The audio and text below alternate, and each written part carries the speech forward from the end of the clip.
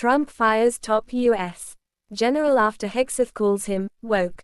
Former President Donald Trump has always had a contentious relationship with military leadership, often clashing with top generals over policy, discipline, and ideology. In a dramatic turn of events, Trump reportedly fired a high-ranking U.S. general after Fox News contributor and conservative commentator Pete Hegseth labeled him woke. This move sent shockwaves through the political and military communities, reigniting debates over Trump's handling of the armed forces and his vision for military leadership. The general in question, whose identity quickly became a focal point in the media, had been a respected leader with years of service. However, his commitment to diversity, equity initiatives, and modern military training programs made him a target for critics who argue that the armed forces should focus solely on combat readiness rather than social issues. Hegseth, a former Army officer and a vocal supporter of Trump, has long been critical of what he sees as the politicization of the military, often accusing top brass of prioritizing political correctness over battlefield effectiveness. Trump's decision to remove the general was seen by many as a continuation of his broader war against what he calls woke ideology, infiltrating American institutions. Throughout his presidency, Trump frequently criticized military leaders he viewed as too politically correct, often favoring hardline generals who aligned more closely with his nationalist and populist agenda. His dismissal of this general was widely interpreted as a warning to the Pentagon that under a potential second Trump administration, ideological alignment would be a key factor in leadership positions. Supporters of the move argue that Trump is right to push back against what they see as a growing culture of political correctness in the military. They claim that diversity and inclusion efforts have distracted from the core mission of defending the nation and that a military focused on social policies is weaker in combat. Conservative commentators praised Trump for taking decisive action, calling it a necessary step to restore real leadership in the armed forces. However, critics see this as a dangerous politicization of the military.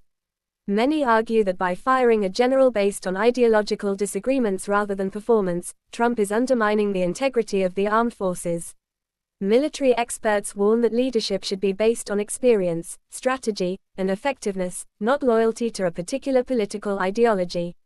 Some even fear that such moves could set a precedent where military promotions and dismissals become a matter of partisan politics rather than merit. The controversy also raises questions about the future of military leadership under Trump should he return to office. Would he continue purging top officials who don't align with his views? Would military decisions be based more on political ideology than strategic necessity?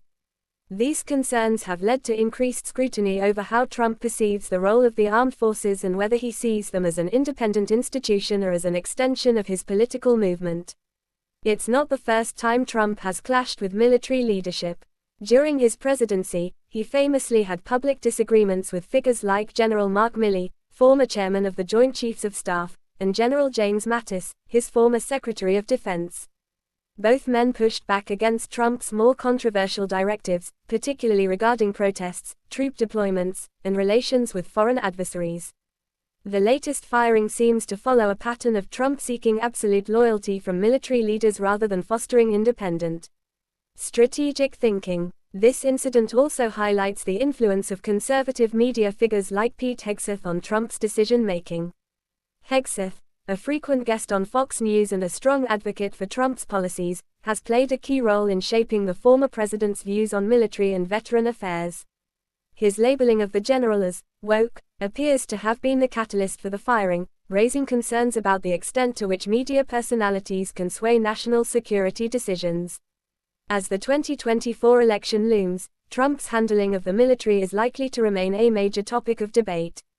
Will he continue to reshape the armed forces to fit his political vision? Will his approach strengthen or weaken military effectiveness?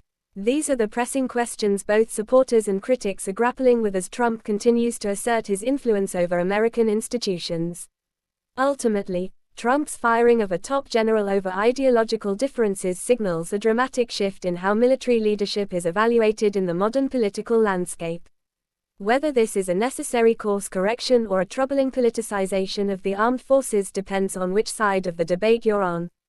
But one thing is certain, Trump's approach to military leadership is anything but conventional, and his impact on the armed forces will be felt long after his time in office.